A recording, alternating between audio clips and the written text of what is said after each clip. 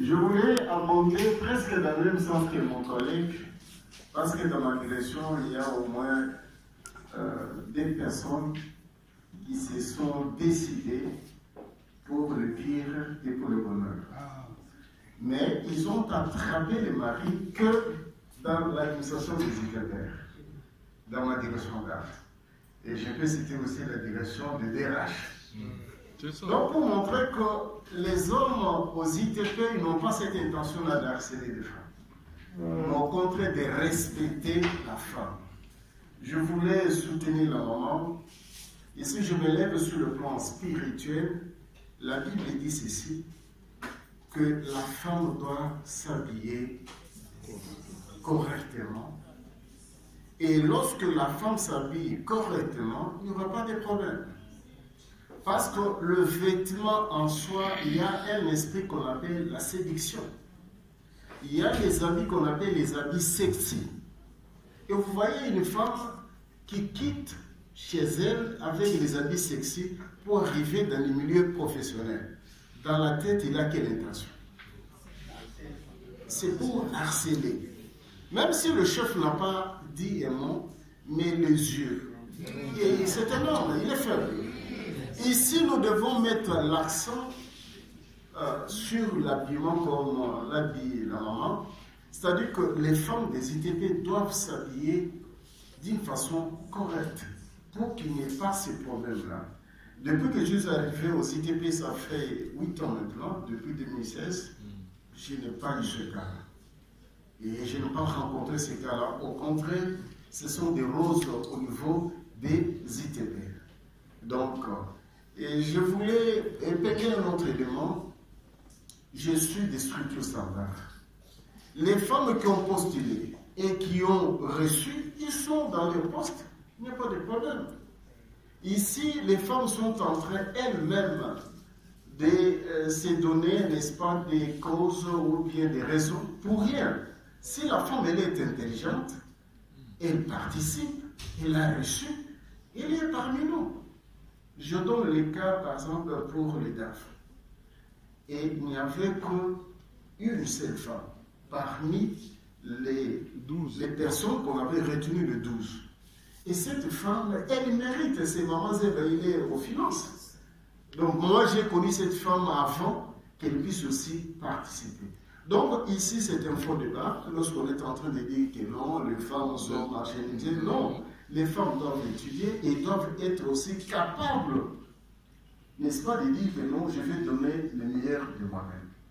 Lorsqu'une femme, on lui donne, par exemple, un travail, de rédiger la note explicative, elle fout. Est-ce que les lendemains vont donner encore à cette femme-là la tâche pour continuer? Non. Ici, nous sommes en train de réveiller la conscience de nos mamans, l'intelligence de nos mamans, pour qu'ils puissent se prendre en charge. Parce qu'étudier, c'est autre chose. Et faire vomir ce que vous avez étudié, c'est autre chose aussi.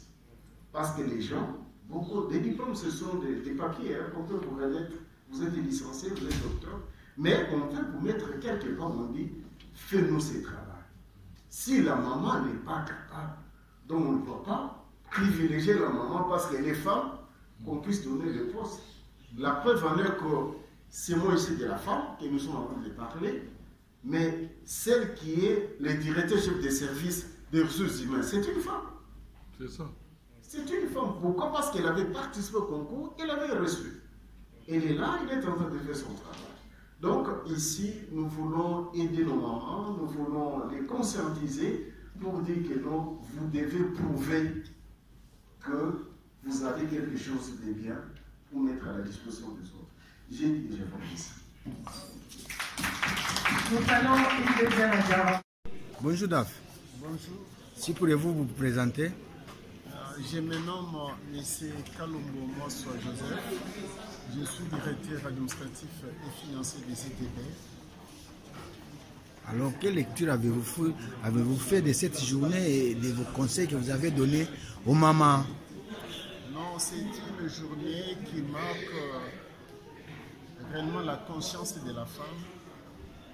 Parce que les orateurs, ils ont brossé tout d'abord ce qui avait poussé les femmes milité pour qu'on puisse instituer la journée dédiée à la femme. Donc la femme, si nous pouvons dire ça d'une autre manière, c'est l'aide de l'homme. Et tout en étant l'aide de l'homme, on doit prendre la femme dans toutes les dimensions possibles. On doit la prendre dans toutes les dimensions possibles.